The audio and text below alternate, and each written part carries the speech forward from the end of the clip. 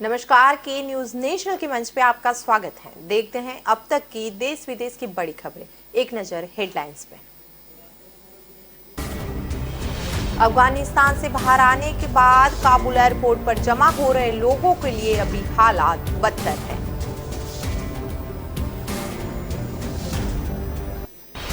असंगठित क्षेत्रों में कार्यरत देश के करोड़ों कामगारों को आज मोदी सरकार बड़ा तोहफा देगी।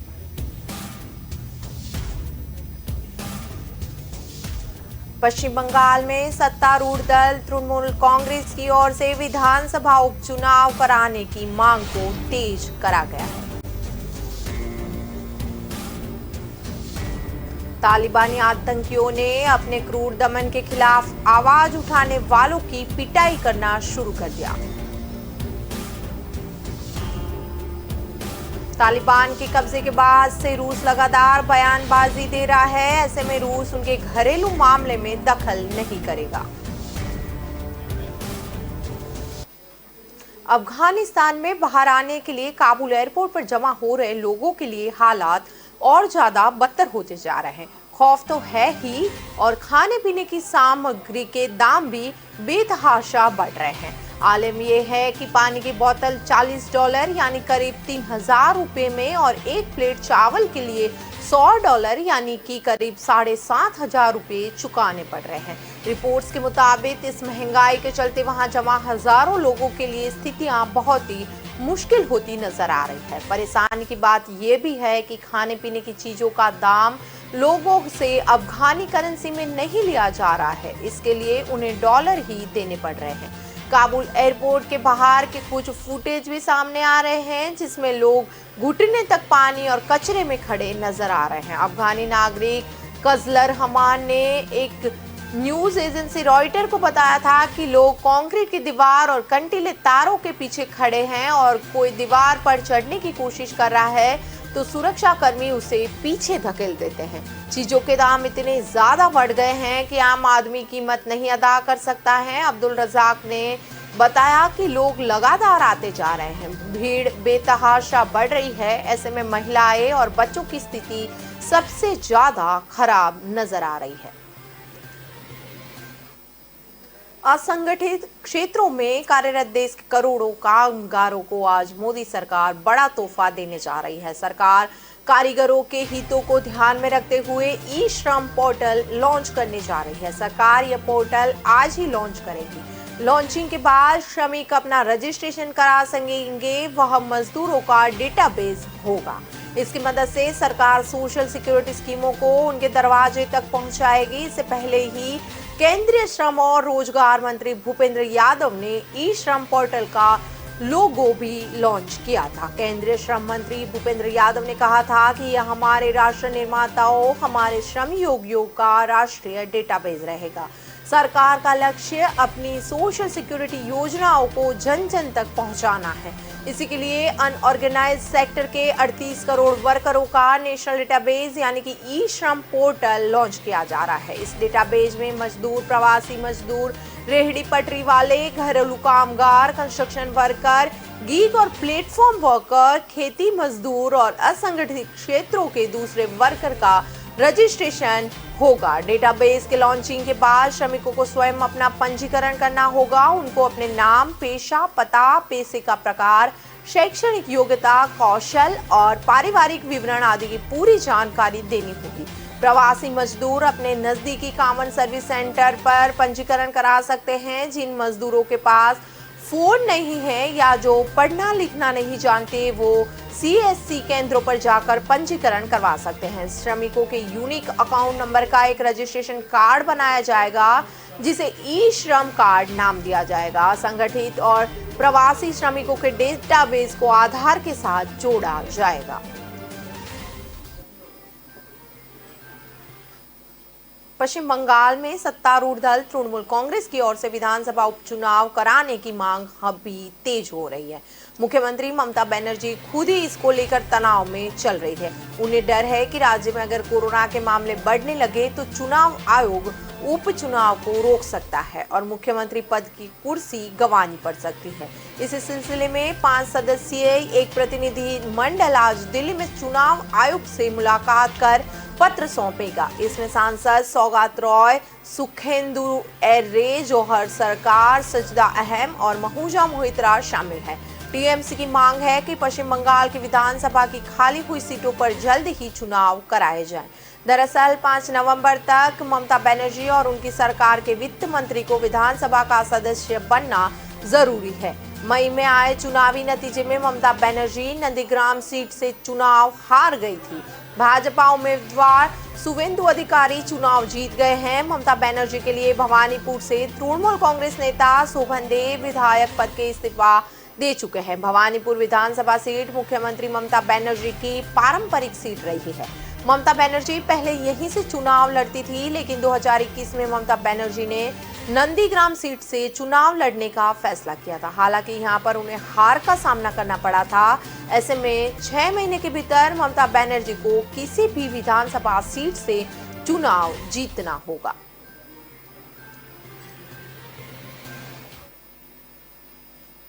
तालिबानी आतंकियों ने अपने क्रूर दमन के लिए खिलाफ आवाज उठाने वाले की पिटाई करना शुरू कर दी। तालिबानों ने टोलो न्यूज के पत्रकार जियार खान याद की पिटाई कर दी। इससे पहले बुधवार को तालिबान ने उन्हें उठा लिया था। टोलो न्यूज ने एक ट्वीट करके दावा किया कि जियार खान की मौत हो गई है, लेकिन बाद में जियार ने एक ट्वीट करके बताया कि उन्हें बंदूक की नोक पर पीटा गया था। हत्या की खबर गलत है। बताया जा रहा है कि जियार काबुल शहर में एक रिपोर्ट बना रहे थे। तालिबान के आतंकियों ने जियार खान को रिपोर्ट बनाने से रोका और उनके कैमरे और अन्य उपकरण भी तोड़ दिए थे। उनके फोन को भी तालिबान ने जब्त कर लिया। बताया जा रहा है कि जियार की यह रिपोर्ट गरीबी और बेरोजगारी पर थी। तालिबान आतंकियों को यह नागवर गुजारा और उन्होंने जियार की जमकर पिटाई कर दी। जियार खान ने ट्वीट करके बताया कि मुझे तालिबान के लड़ाकुओं ने काबुल के नए शहर में पकड़ लिया। मेरे कैमरे, तकनीकी उपकरण और निजी फोन को भी तालिबान ने छीन लिया। कुछ लोगों ने मेरी हत्या की खबर उड़ाई, जो कि झूठ है। तालिबान आतंकी हथियारबंद गाड़ी में आए। उन्होंने बंदूक की नोक पर टक्कर मार दिया। मैं अभी भी नहीं जानता हूं उन्होंने ऐसा व्यवहार क्यों किया। अफगानिस्तान संकट अभी लगातार गहराता जा रहा है। तालिबान के कब्जे के बाद से रूस लगातार बयानबाजी कर रहा है। अब खबर ये मिली है कि रूस संकट की इस घड़ी में अफगानिस्तान के घरेलू मामले में दखल नहीं करेगा। रूसी राष्ट्रपति व्लादिमीर पुतिन ने कहा कि 15 अगस्त को अफगानिस्तान पर तालिबान के कब्जे के बाद यहाँ के हालात लगातार बिगड़ रहे हैं। ऐसे में रूस उनके घरेलू मामलों में दखल नहीं करेगा। रूसी एजेंसी तास द्वारा जारी की गई एक रिपोर्ट के मुताबिक राष्ट्रपति व्लादिमीर पुतिन ने आगे बताया कि हम स्वाभिमानिक रूप से अफगानिस्तान के घरेलू मामलों में हस्तक्षेप नहीं करेंगे और न ही हमारे सशस्त्र बलों को इस संघर्ष में शामिल किया जाए। इसी के साथ ही पुतिन ने कहा कि वहां पर स्थिति कठिन बनी हुई है, हालांकि रूस की इस पर कड़ी नजर भी है।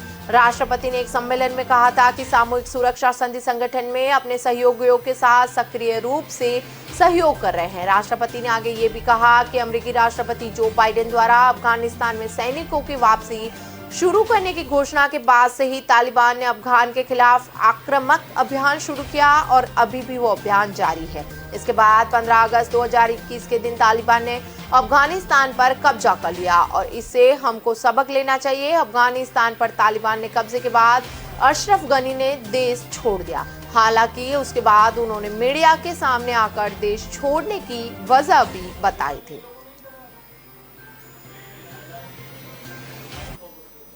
वक्त हो चला है विराम का। विराम के बाद फिर मिलते हैं। चाय तैयार है। मैं चेंज करके आती हूँ।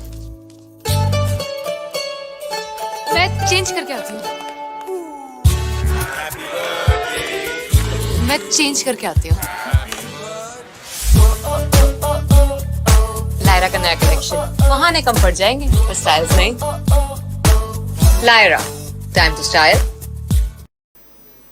ब्रेक के बाद एक बार फिर के न्यूज नेशनल के मंच पे आपका स्वागत है। मुंबई पुलिस के पूर्व कमिश्नर परमवीर सिंह के लगाए आरोपों की जांच कर रही चांदीवाल कमीशन के सामने तीसरी बार अनुपस्थित रहने की वजह से परमवीर सिंह पर फिर से 25,000 रुपयों का जुर्माना लगाया गया। हालांकि परमवीर सिंह की ओर से अभी तक पहले का जुर्माना भी नहीं भरा गया है।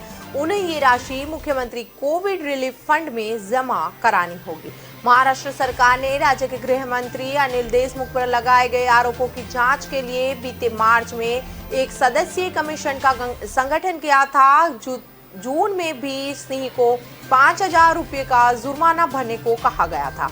मुंबई पुलिस कमिश्नर के पद से बर्खास्त किए जाने के बाद से ही सिंह ने मुख्यमंत्री उद्धव ठाकरे को पत्र लिखकर अनिल देशमुख पर उगाही का आरोप लगाया था। उन्होंने कहा था कि देशमुख पुलिस से बार और रेस्टोरेंट मालिकों से वसूली करवाते हैं। हालांकि देशमुख ने इन आरोपों से इनकार कर दिया।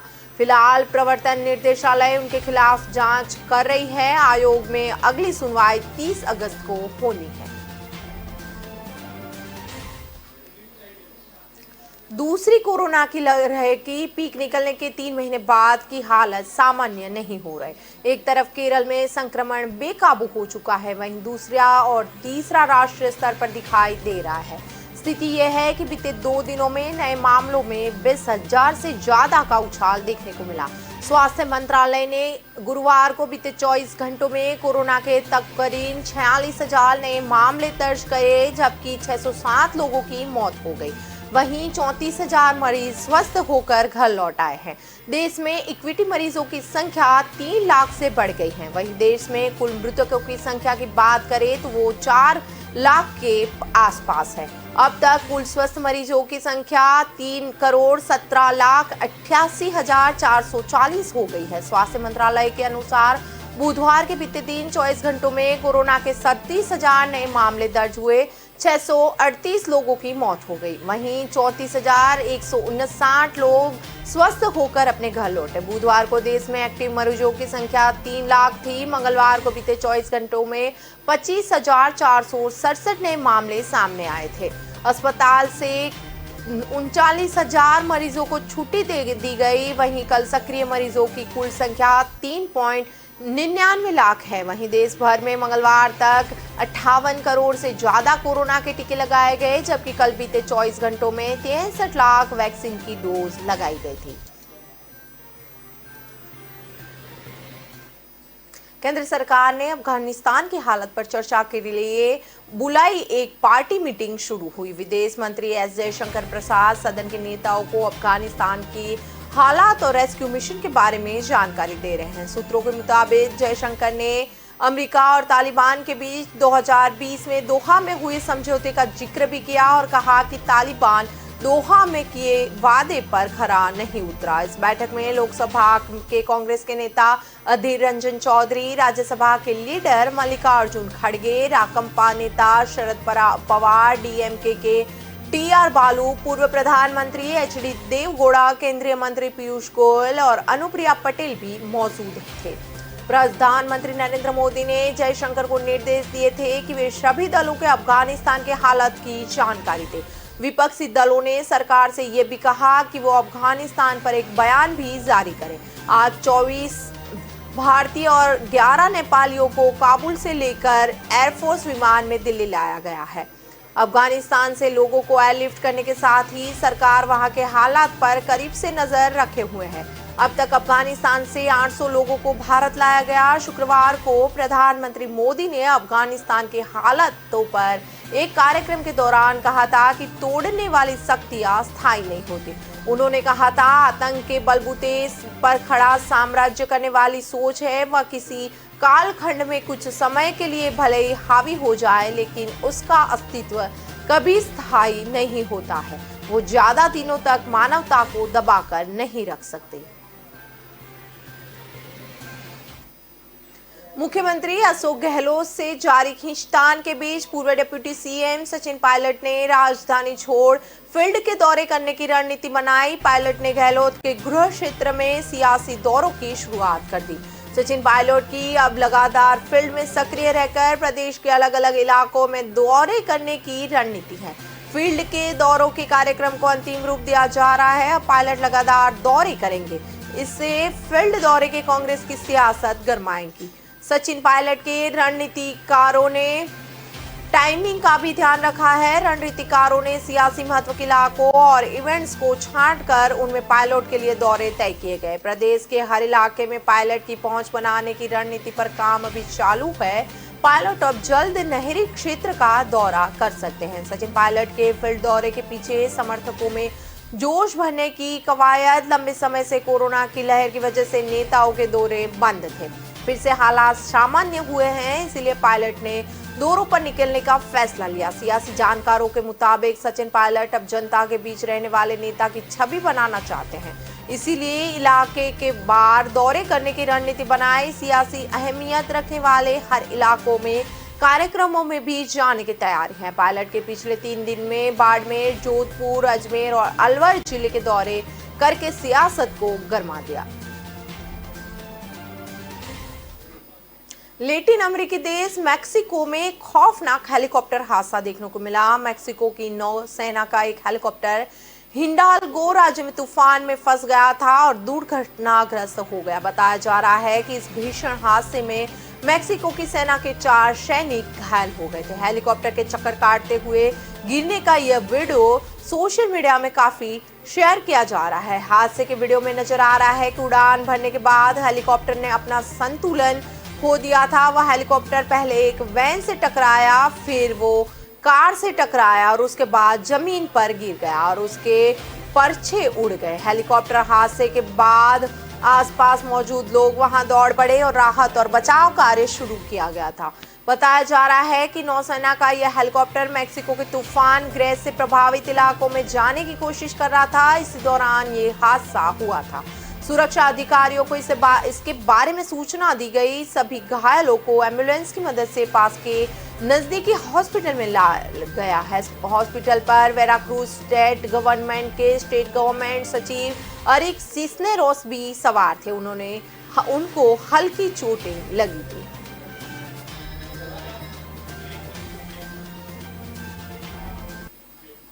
फिलहाल वक्त हो चला है ब्रेक का। ब्रेक के बाद फिर मिलते हैं।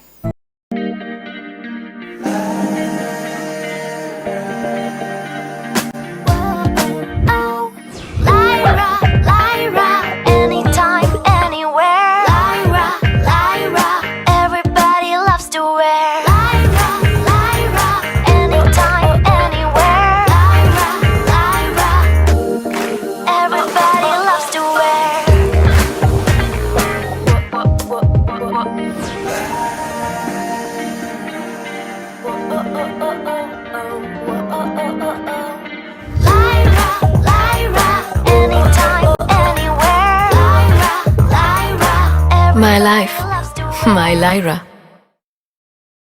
પ્રજાના પ્રાણ પ્રશ્નોને વાચા આપે છે કે ન્યૂઝ। વાત ગામડાની હોય કે ખેડૂતના ખેતરની, કૃષિ બજારની હોય કે મોંઘવારીના મારની, મહિલાની મૂંઝવણ હોય કે નાના વેપારીના મનની ગૂંચવણ, વિદ્યાર્થીની વાત, પ્રજાને મૂંઝવતી તમામ વાત એટલે જનતાની વાત। ઉઠાવો ફોન અને ડાયલ કરો। જે ન્યૂઝ રજૂ કરશે જનતાની વાત, जनताना मुखे। दर रविवारे सांजे 7:30 થી 9:30 मैराथन माहिती रजू करतो फोन इन कार्यक्रम जनतानी वात।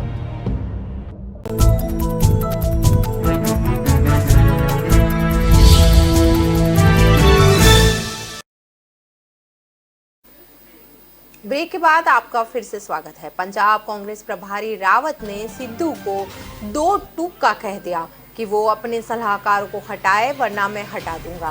मालविंदर माली और प्यारे लाल गर्ग ने कश्मीर, पाकिस्तान व अफगानिस्तान पर तालिबानी कब्जे को लेकर विवादित टिप्पणियां की थी, जो न केवल देश विरोधी थी बल्कि कांग्रेस के स्टैंड के भी विपरीत है, जिसका कांग्रेस के अंदर ही विरोध हो रहा है। मामले में पंजाब कांग्रेस हाईकमान नवजोत सिद्धू के साथ चल रहा है। अब कैप्टन अमरिंदर सिंह के तख्ता पलट की कोशिश देख उन पर आक्रामक हो गया है। बगावत में सिद्धू भले ही फ्रंट पर नहीं थे, लेकिन पूरी स्क्रिप्ट उन्हीं की ही मानी जा रही है।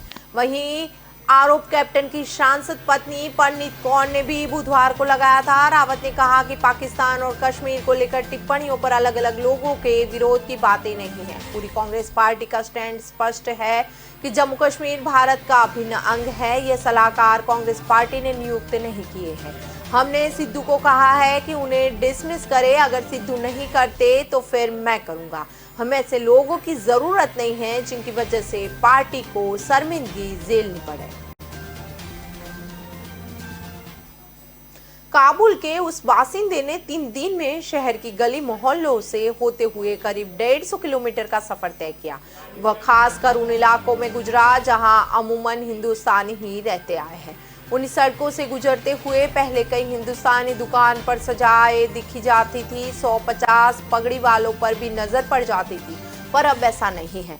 इन दिनों में किसी हिंदुस्तानी को मजहब पर एक दुकान खुली दिखी और सड़क पर पगड़ी वाला तो न के बराबर दिखे, शायद एक भी नहीं। इस जगह पर सफर में कोई मंदिर नहीं दिखा। हाँ, गुरुद्वारे जरूर दिखे, वो भी 2-2, एक बंद और एक धीमी आवाज में बूते अपने होने का सबूत देते हैं।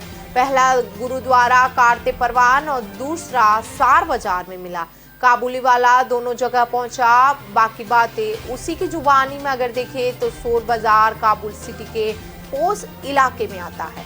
इसकी मेन रोड पर ही एक साफ सुथरी सफेद रंग से रंगी हुई लगभग 3000 वर्ग गज की 3 मंजिला इमारत है। इसके सामने सलीके के कटे हुए 4 दक्ष लगे हैं। छत के बागले नीले रंग से रंगे हैं। इसमें कहीं भी गुरुद्वारा नहीं लिखा हुआ है, लेकिन आसपास रहने वाले कहते हैं यहाँ रोज सुबह शाम 50 से 60 लोग मत्था टेकने आते हैं। फिलहाल इमारत का मेन गेट बंद। करीब 12 फीट ऊंचा गेहुआ रंग में रंगा हुआ गेट लोहे की मजबूत चादर से बना हुआ लगता है। हमने इस गेट को 21 अगस्त की सुबह 12:30 बजे, 22 अगस्त की शाम 5:45 बजे और 23 अगस्त की शाम 7:15 बजे खटकाया। आवाज लगाई, हम हिंदुस्तान की मीडिया से हैं।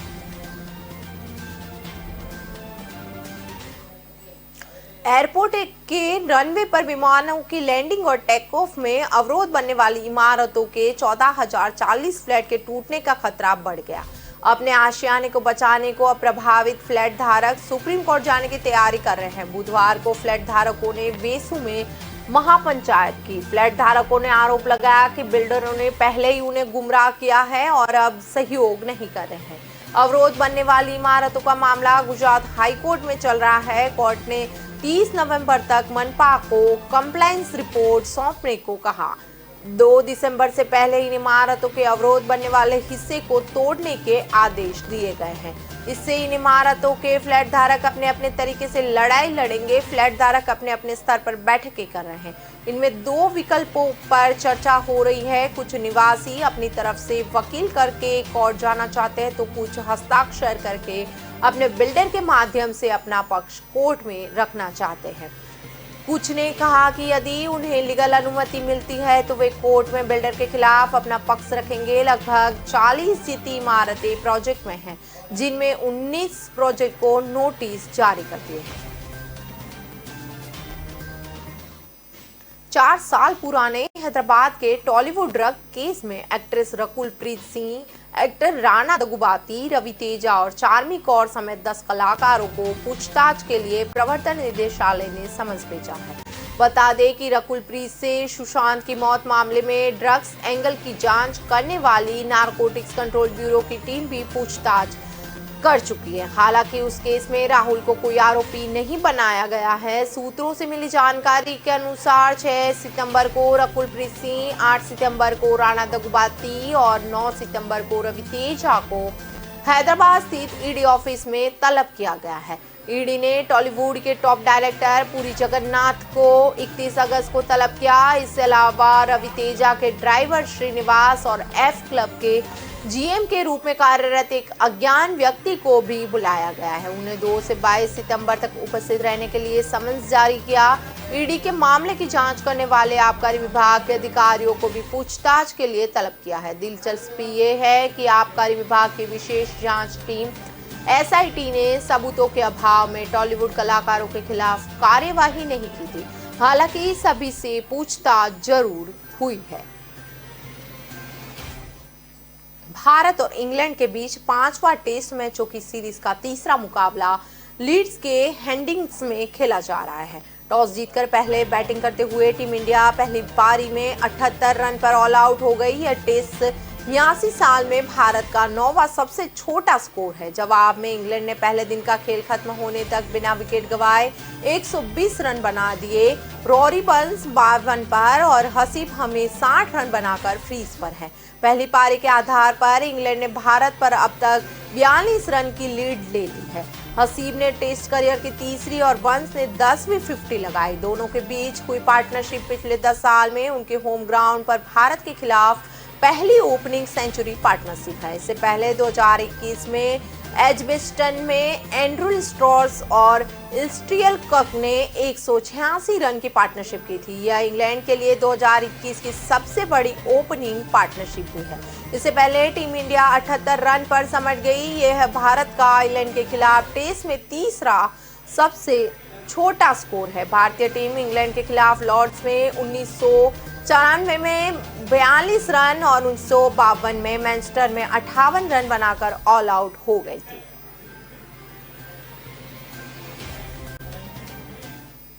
अब तक की खबरों में बस इतना ही। ज्यादा खबरों के लिए जुड़े रहे के न्यूज के साथ। नमस्कार।